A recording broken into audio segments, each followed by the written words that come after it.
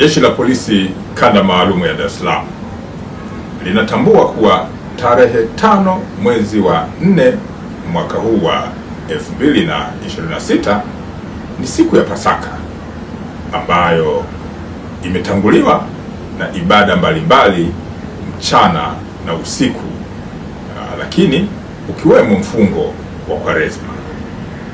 Polisi Dar es Salaam inawahakikishia kuwepo kwa usalama wa hali ya juu kwenye kipindi chote cha sherehe hizi za Pasaka.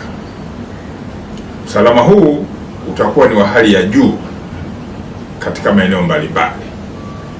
Wito wetu sisi Jeshi la Polisi kwa wananchi ni kuongeza umakini wakati wa sherehe hizo, hasa maeneo ya nyumbani, barabarani na kwenye nyumba za ibada.